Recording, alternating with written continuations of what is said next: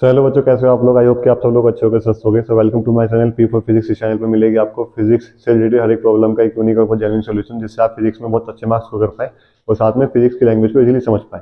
सो अभी जो हमने टॉपिक स्टार्ट कर रखा है वो है क्लास 10th की साइंस का, और हम फिजिक्स स्टार्टिंग में पढ़ रहे हैं।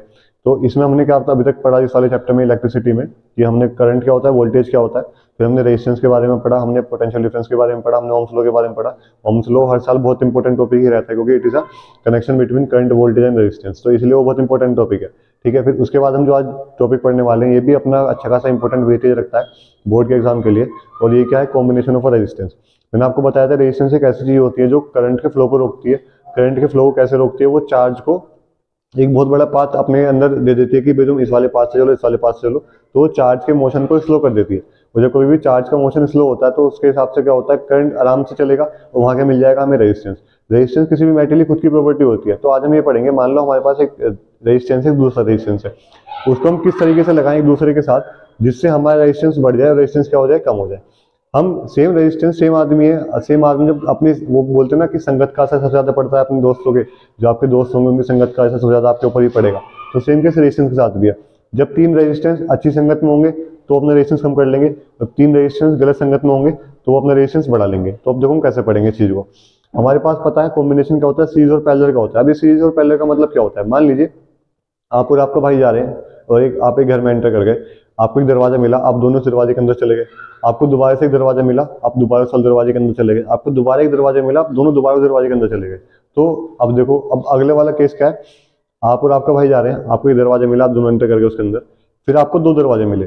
ठीक है ना। अब क्या थी कंडीशन की कोई एक बंदा इसमें जाएगा, कोई एक बंदा इसमें जाएगा। ठीक है, फिर जब आप वो दोनों अंदर अलग अलग दरवाजे में चले गए, फिर आपको दोबारा बहुत सारे दरवाजे मिले। तो अब यहाँ पे क्या होगा, आप खुद को करंट मान लीजिए। जब करंट को कोई भी डिस्ट्रीब्यूशन नहीं मिलेगा, जब करंट को कोई भी डिस्ट्रीब्यूशन नहीं मिलेगा, मान लो पानी एक पाइप में आ रहा है, वहीं से बाहर निकल रहा है, तो वो क्या हो गया, सिंपल सा, उसे कहीं से कुछ वो डिस्ट्रीब्यूशन मिला ही नहीं, है ना। तो इस वाले केस को हम क्या बोलते हैं, सीरीज।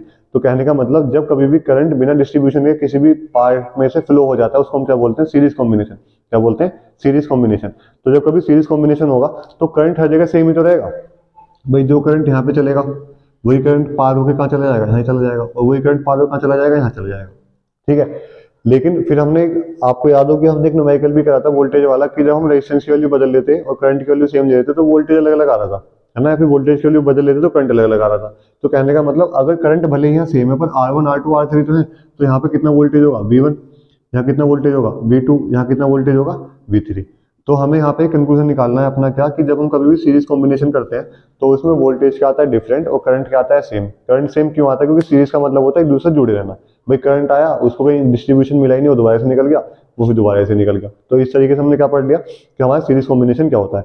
अब पहले कॉम्बिनेशन में क्या होगा, अब देखो, मान लो करंट यहाँ चला, अब करंट के पास तीन रास्ते हैं, या तो ऊपर वाला, नीचे वाला, या फिर सबसे नीचे वाला। वो क्या काम करेगा, किसी एक पाथ को पकड़ लेगा, किसी एक को नहीं पकड़ेगा, तीनों को ही पकड़ेगा।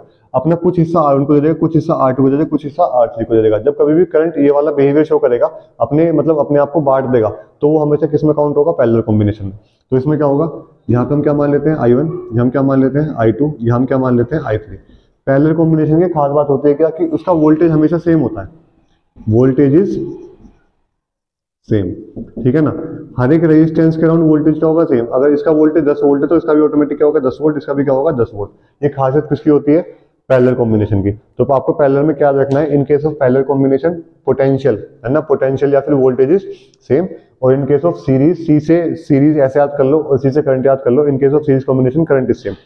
अब current is same, voltage is same, इस समय फायदा क्या मेरा, देखो अगर यहाँ पे सेम करंट है, यहाँ पे सेम करंट है, यहाँ पे सेम करंट है, तो इसका जो टोटल रेजिस्टेंस होगा ना, टोटल रेजिस्टेंस R, वो क्या होगा, R1 plus R2 plus R3। क्या होगा, R1 plus R2 plus R3। अगर ये तीनों किस में लग रहे हैं, सीरीज में। अगर ये तीनों पैरेलल में लग रहे हैं तो हमें क्या लिखना, 1/R1 plus 1/R2 plus 1/R3 equals to 1/R। तो अगर हम तीन रेजिस्टेंस को पैरेलल में लगा देंगे तो उनकी वैल्यू, उसकी वैल्यू क्या आएगी, 1/R में। अगर सीरीज में लगाएंगे तो क्या होगी, सिंपल सीरीज में। अभी वो छोटा सा एग्जांपल लेके चलते हैं। मान लीजिए इसकी वैल्यू है 2, 4 और 6। ठीक है, R1 की वैल्यू 2 है, R2 की वैल्यू 4 है और R3 की वैल्यू 6 है। तो हमारा टोटल रेजिस्टेंस कितना निकला, 4, 2, 6 और 12, है ना। कितना हो गया, 12 ओम। कितना निकल गया 12 ओम। अगर मैंने 3 रेजिस्टेंस लिए, एक की वैल्यू क्या थी 2, एक की वैल्यू इसकी वैल्यू क्या थी 2 ओम, इसकी वैल्यू क्या थी 4 ओम, इसकी वैल्यू क्या थी 6 ओम। ठीक है, अब सेम रेजिस्टेंस मैंने यहाँ लगा दिए 2 ओम, 4 ओम और 6 ओम। इस वाले केस में जब मैंने तीनों को जोड़ा तो कितना है 12। अगर मैं इन तीनों को पैरेलल में लगाऊंगा तो इनका रेजिस्टेंस कितना आएगा आप देखते हैं, 1/2, 1/4 और 1/6। इसका एलसीएम क्या आ गया हमारा 12 है ना, तो कितना आ गया 6 + 3 + 2, तो कितना हो गया 6 2 8 3 11 अपॉन 12। तो किसकी वैल्यू आई 1/r की, तो r की वैल्यू क्या आ गई 12/11। ठीक है, लगभग 1.1111। कहने का मतलब अगर हमने 3 रेजिस्टेंस को पैरेलल में जोड़ दिया तो उनका रेजिस्टेंस कितना आया सबसे कम, कितना 1.11। इसका कितना आया 12। तो इसका मतलब क्या हुआ, इसलिए हमारे घर में सारी कनेक्शन किसमें होते हैं सीरीज कॉम्बिनेशन में। क्यों, सॉरी किसमें पैरेलल कॉम्बिनेशन में। क्यों, क्योंकि पैरेलल कॉम्बिनेशन में वोल्टेज सेम होता है और रेजिस्टेंस की वैल्यू अचानक से घटती है। और हमें ऐसे तो काम चाहिए, अगर हम अपने घर में रेजिस्टेंस बढ़ा देंगे तो करंट क्या हो जाएगा कम हो जाएगा, फिर हमारी सब चीज़ क्या हो जाएंगी खराब हो जाएंगी जल्दी। तो इसीलिए हम क्या काम करते हैं, अपने घर में जो भी सर्किट का कनेक्शन करते हैं वो किसमें करते हैं पैरेलल कॉम्बिनेशन में।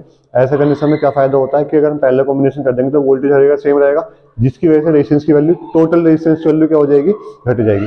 तो अब जो मैंने अपना पहला एग्जांपल लिया था कि मान लो आपकी संगति आपके वैल्यूज को शो करती है, तो वो क्या था कि आपके 2 ओम 4 ओम 6 ओम 3 दोस्त हैं, अगर वो सीरीज कॉम्बिनेशन में रहेंगे तो एक दूसरे का नाश करेंगे, कितना हो गया 12 ओम बना दिया दोनों मिलकर। ठीक है ना, अगर वो 3 दोस्त पैरेलल में रहेंगे एक दूसरे के साथ तो वो क्या बनाएंगे 1.1 ओम दूसरों को कम नुकसान करेंगे। तो इस तरीके से हमने पढ़ लिया सीरीज कॉम्बिनेशन और पैरेलल कॉम्बिनेशन। आई होप कि आपकी वाली वीडियो अच्छी लगी हो तो प्लीज लाइक करें, शेयर करें, सब्सक्राइब करें। Thank you.